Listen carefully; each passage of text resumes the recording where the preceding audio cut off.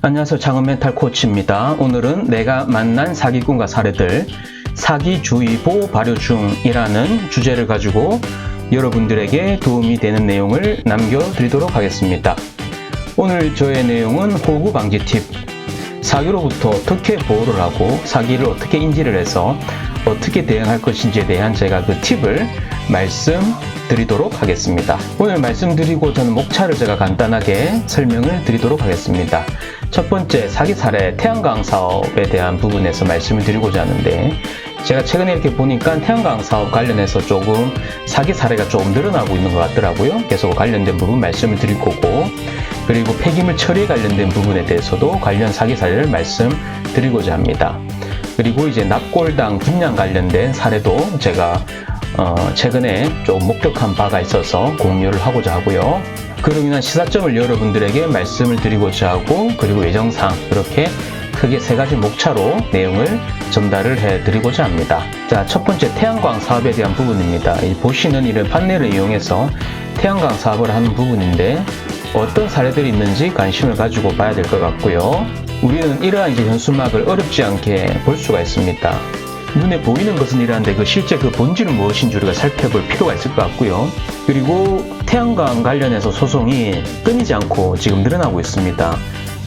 지금 이제 2018년 4월부터 2019년 3월까지 1년간 행정소송 그리고 민사소송 해서 총 한 300건 가까이나 되는 이런 태양광 소송이 발생이 되었다라는 그런 이슈사항도 있고요. 그리고 태양광 분양 피해 유형을 보게 되면 다양한 유형들이 있습니다.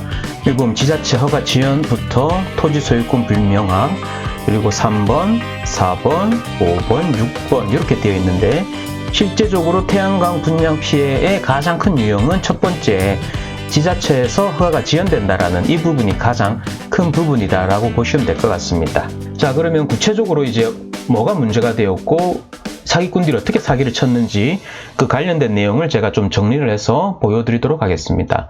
자, 첫 번째로 정부의 탈원전, 재생에너지 육성 정책 등을 얻고 전국에 지금 태양광 발전소 설치가 지금 붐이 한 몇 년 전부터 일어나고 있었는데요. 태양광 투자를 미끼로 맹지를 판매하는 기획부동산까지 뛰어들어서 아주 시장이 굉장히 혼탁해진 그러한 상황이 발생이 되었다라고 보시면 될 것 같아요. 그리고 기획부동산은 2억 원을 투자를 하면 월 200만 원 정도의 수익을 올릴 수 있다라고 투자를 부추기고 있는 그런 상황이고요. 그리고 그러한 이제 기획부동산이나 그러한 법인들은 법인명을 수시로 변경하면서 휴업이나 폐업 등을 반복하게 되고 1, 2년만 지나도 그 법인을 찾기 어려운 상황까지 발생이 된다는 것이죠. 그리고 태양광 발전 분양업체는 대부분 발전사업 허가를 받았다는 사실만으로 투자금을 모아서 사기를 치고 다니는데요. 이는 실제로 보면 시공사와 설계사가 짜고 치는 고스톱일 수가 있는 그런 상황이다라는 거죠. 그리고 또한 20년 뒤 철거 비용이 발생이 되는데, 이러한 억대의 철거 비용은 대부분이 지금 토지주, 즉 투자자가 원상복구 비용을 물어야 되는 그러한 이제 사항이 많다라는 것이죠. 그리고 제가 말씀드렸다시피 제일 큰 문제는 주민 반대 등 지자체에서 인허가를 내주지 않아 70%가량은 사업이 이루어지기 어려운 상황이다라는 부분이 제일 큰 리스크이고요. 그래서 대략 한 20-30% 정도만 사업 인허가를 받게 되는 그런 상황입니다. 물론 이 부분은 지자체마다 다르고 다양한 특수사항이 있겠습니다만, 지금 지자체에서 지금 대부분 인허가를 잘 안 내주고 있는 그런 상황입니다. 왜냐하면 또 이 공무원들 집단 자체가 이 민원에 굉장히 민감한 집단들이지 않습니까? 그래서 민원이라든지 주민의 반대가 심하다라는 것을 지자체에서도 인지를 하고 있기 때문에 인허가율 자체가 계속 줄고 있는 상황이다라고 보시면 될 것 같아요. 그래서 지금 제가 이렇게 보다 보니까 나라에서 밀어주니까 의심과 검증을 하지 않고 지금 무턱대고 하시다 보니 사기를 당하시는 분들이 많으신 것 같고요. 그래서 아까 제가 보여드렸던 자료에서도 보신 바와 같이 1년 동안 거의 한 300건 정도의 그 소송건이 발생이 되었다는 부분이 아마 이를 검증하고 있지 않나라고 생각이 듭니다. 그리고 노년이 되었으니까 월 한 200-300 정도 생활비는 나와야 되지 않겠냐라는 그러한 이제 막연한 기대감과 그러한 이제 환상으로 인해서 사기를 당하시는 분들이 많지 않나라는 생각도 들고요. 이는 부단 태양광 사업뿐만이 아니라 호텔 분양 사기, 태양광 분양 사기 등 모두 동일한 맥락이라고 생각을 하고 있고요.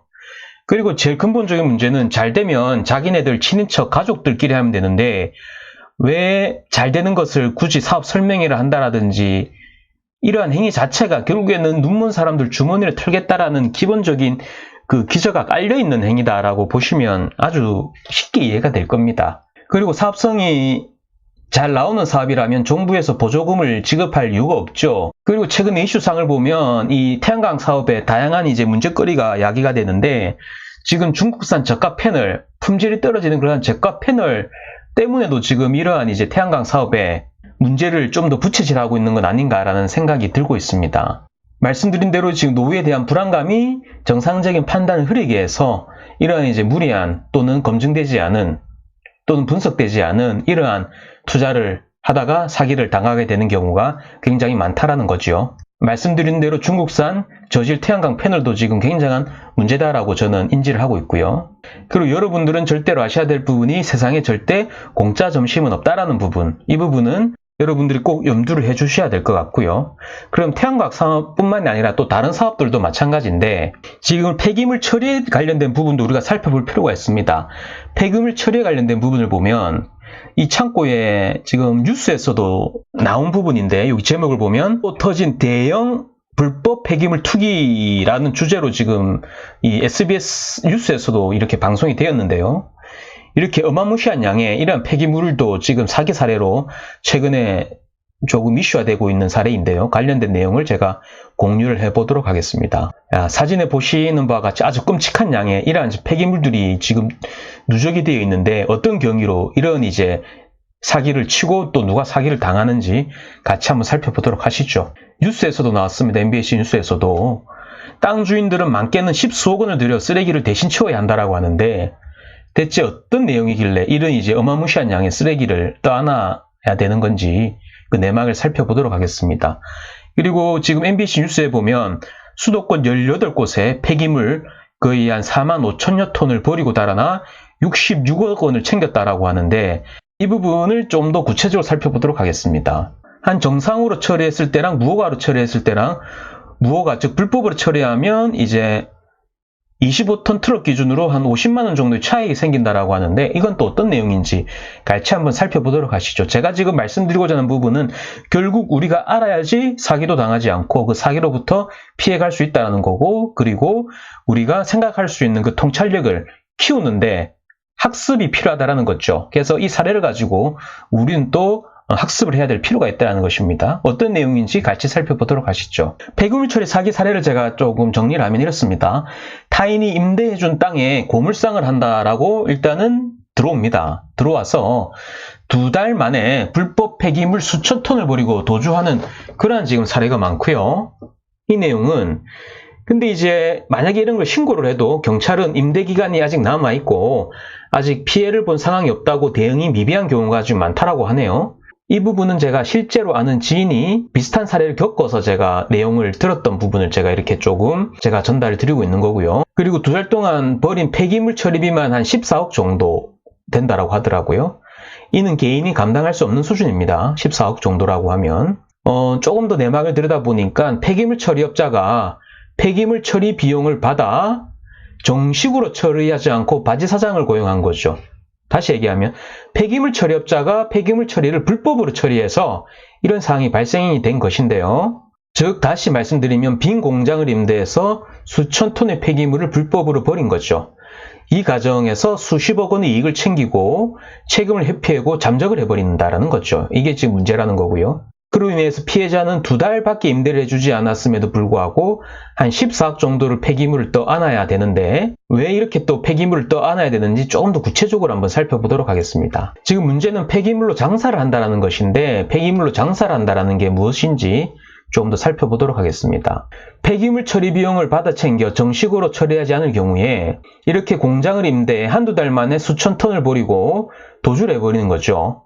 그러면 그 쓰레기는 결국 그 임대해준 공간에 남아있게 되고 그 임대해준 공간, 즉 피해자들은 결국 이 문제를 해소하기 위해서 다방면으로 알아보고 해결하기 위해서 많은 노력을 하지만 결국 시간이 지남에 따라 결국에는 지치게 됩니다. 결국엔 지치게 되는 거죠. 결국 피해자들은 지치게 되고 그래서 울며 겨자 먹기로 사설업자한테 또 폐기물을 처리하라고 맡길 수밖에 없는 아주 이러한 웃긴 상황이라는 거죠. 그러면 이 폐기물은 또 그들이 만든 또 다른 피해자에게 전이가 될 수밖에 없는 이거를 조금 더 피부에 와닿게 표현하자면 거의 폭탄 돌리기죠. 폭탄 돌리기.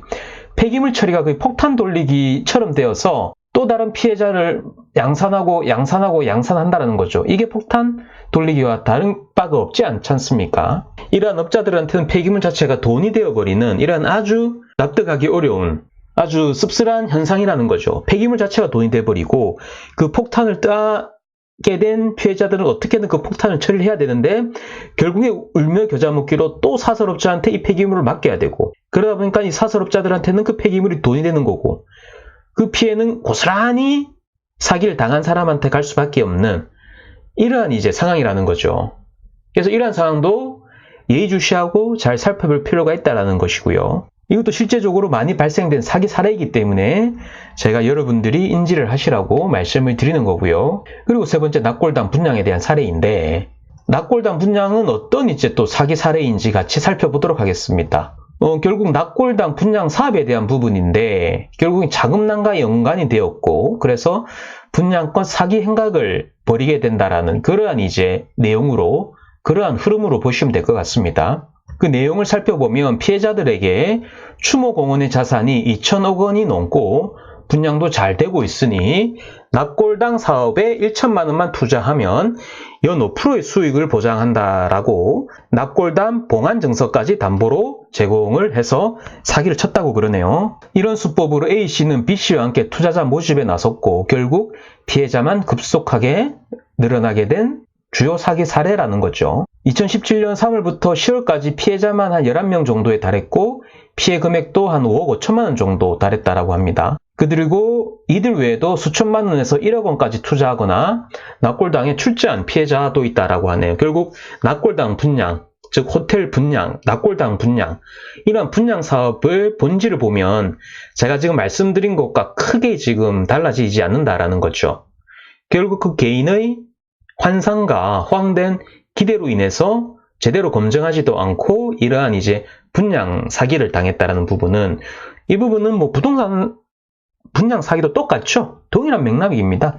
전혀 다를 바가 없습니다. 자, 그래서 시사점을 제가 좀 정리를 해보도록 하겠습니다. 지금 은행 이자율이 거의 한 뭐 2% 이 정도밖에 안 되는데 저는 그냥 이렇게 말씀드리고 싶습니다. 수익률 10% 이상이면 믿고 거르자라고 말씀을 드리고 싶어요. 어차피 재테크라든지 투자를 잘 아신다라고 하면 여러 가지 방법으로 직간접적인 부분으로 정량적인 분석, 정성적인 분석, 각종 리스크 분석을 다 하겠지만 아마 일반인이 이 영상을 보신다라고 하면 그냥 수익률 10% 이상이면 믿고 거르는 게 오히려 제가 볼 때 정신건강에 좋은 것 같습니다. 뭐 하이 리스크, 하이 리턴이란 말을 쓰지 않더라도 지금 상황에서 10% 이상의 수익률이라는 것은 제가 봤을 때는 지금 굉장히 공격적인 거고 굉장히 리스크를 동반할 수밖에 없는 거기 때문에 설령 수익률이 뭐 10% 이상 난다고 하더라도 제가 봤을 때는 오히려 스트레스 비용도 만만치 않게 들어갈 것 같거든요. 그래서 제가 좀 역설적으로 수익률 10% 이상이면 그냥 믿고 거르자라고 저는 말씀을 드리고 싶고요. 그리고 향후 2년간 사기꾼들은 더욱 판을 칠 것이다라고 저는 전망을 하고 있습니다. 지금 코스피 지표라든지 전반적인 경제 상황이라든지 산업 경제 뭐 실물 경기 전반적인 지표들이 지금 다 좋지가 않습니다. 그래서 앞으로 한 2년간 정도는 사기꾼들이 더욱 판을 칠 것이기 때문에 이 방송을 들으시는 분들은 더욱 몸을 조심하셔야 되고 몸을 사리셔야만 합니다. 결국 조심하고 또 조심을 할 수밖에 없는 상황이고요. 내가 뭐 한 달에 100만 원 정도 모으는 것은 굉장히 힘들어서 한 달에 100만 원, 100만 원, 100만 원 모으는 거는 굉장히 가랑비에 옷 젖듯이 굉장히 힘들게 모아야 되는데 3, 4억 날리는 건 어떻죠? 순식간에 날리지 않습니까? 그래서 조심하고 또 조심해야 된다는 부분 거듭 강조를 하고 싶고요. 그래서 잘 모르면 무테크, 재테크를 하지 않는 게 저는 최고의 재테크다라고 생각을 하고 있습니다. 어설프게 모르면 분명히 당하게 되어 있습니다. 그 시장에 호구가 될 수밖에 없습니다. 사기꾼의 먹잇감이 될 수밖에 없기 때문에 내가 내공을 끌어올리는 그 단계까지는 절대적으로 기다리셔야 되고 내가 내공을 끌어올리기 전에는 아예 재테크를 하지 않는 것이 그것이 전 최고의 재테크다라고 보고 있습니다. 그리고 직장을 다니고 있다면 급여가 뭐 월 100만 원 나오건 300만 원 나오건 500만 원 나오건 급여에 상관없이 감사하게 다닐 필요가 있습니다. 요즘에 청년 실업도 심한데 40, 50대, 50, 60대만 돼도 그 취업하기가 쉽지 않습니다. 그래서 뭐 기업이 크고 작건 급여가 많건 적건 간에 급여를 받을 수 있는 직장이 있다라고 하면 내가 몸을 숙이고 최대한 이제 기회를 살펴보는 것도 저는 아주 좋은 전략이다라고 보고 있고요. 그리고 환상을 버리고 단계별로 증명하라라고 말씀드리고 싶습니다. 그게 비즈니스가 되었건 창업이 되었건 인생이 되었건 자격증 공부가 되었건 뭐 다이어트가 되었건 다 마찬가지 내용이고요. 결국에는 내가 재테크로 탁월해지든 뭐 공부든 사업이든 비즈니스든 무엇이든 간에 탁월해지려고 하면 결국에 나는 인계점을 넘어야 됩니다. 인계점. 그 특정 인계점을 넘었을 때만 나는 탁월함이라는 친구를 맞이하게 되는 것이고요. 인계점을 넘기 위해서는 필수적으로 고통이 동반되는 거죠. 우리가 근육을 성장하기 위해서도 근육이 찢어짐과 회복됨이 거듭되는 과정에서 근육이 커지고 힘이 세어지는 거지 않습니까? 그래서 내가 탁월하고자 하면 결국 나는 그 인계점을 넘어야 되는 것이며 그 인계점의 본질은 고통이라는 거죠. 그 고통은 내가 스스로 그 고통을 받아들이고 내가 감내를 했을 때만 나는 그 탁월함을 내가 받아들일 수가 있는 거고 그렇지 않다라고 하면 그 탁월함은 내 것이 아니다라는 거죠. 그래서 세상에 쉽고 빠른 건 없다라고 보시면 될 것 같아요. 쉽고 빠른 건 없다. 다만 누군가가 쉽고 빠르다라고 접근을 한다라고 하면 그것은 100% 당신의 지갑에 관심이 있어서 쉽고 빠르다라고 접근을 하는 것이고 그리고 당신의 지갑에 관심이 있기에 환상을 심어주는 것이다라고 보시면 될 것 같습니다. 그 환상, 쉽고 빠르다 이런 부분들은 늘 경계를 하시고요. 앞으로 2년간은 더욱 경계를 하시고 더욱 조심을 하셔야 됩니다. 제가 말씀드린 이 세 가지 메커니즘, 내가 재테크든 창업이든 비즈니스든 마케팅이든 사업이든 뭐 공부가 되었고 뭐가 되었든지 간에 내가 탁월해지려면 나는 그 인계점을 넘어야 되고 그 인계점을 넘기 위해서 고통을 필수적으로 동반해야 된다는 부분만 알고 계신다라고 하면 사기에 당할 확률에서 굉장히 많이 자유로워질 것입니다. 고통은 탁월함은 없다라는 부분에 대해서 이 전제에 대해서 오늘 한번 곰곰이 생각을 해보셨으면 하는 바람으로 제가 이 영상을 남기고 있습니다. 저는 앞으로 다양한 사기 사례를 공유를 하도록 하겠습니다. 오늘 한 3가지 정도는 제가 가볍게 공유를 한 것이고요. 실질적으로 제가 직간접적으로 경험했던 제가 사기를 당했다는 것이 아니라 제가 직간접적으로 인지를 하고 있는 다양한 사기 사례들이 있기 때문에 앞으로 더욱 생생한 사기 사례를 제가 여러분들에게 영상으로 남겨드리도록 하겠습니다. 제가 그러한 사례를 남겨드리는 목적은 이러한 이제 사례를 통해서 여러분들이 인지를 하시고 학습을 하셔서 뭔가 유사한 형태의 누군가가 사기를 치려고 했을 때 이 부분을 인지를 하셔서 여러분들의 바리케이트를 치시고 방어를 하시고 뭔가 대응을 하시라고 제가 말씀을 드리는 거거든요. 그러한 이제 맥락으로 이해를 해주시면 좋을 것 같습니다. 오늘 저의 영상이 여러분들의 문제 해결에 도움이 되셨는지 모르겠습니다. 저는 앞으로도 창업, 비즈니스, 마케팅, 자기 경영과 관련된 여러분들의 문제 해결에 도움이 되는 영상을 꾸준히 남겨드리도록 하겠습니다. 구독과 알람 설정을 눌러주시면 업데이트된 내용을 편하게 즐기실 수가 있기 때문에 구독과 알람 설정도 부탁을 드리고요. 저는 또 좋은 내용으로 여러분들을 찾아뵙도록 하겠습니다. 지금까지 제 영상을 시청해 주셔서 감사합니다.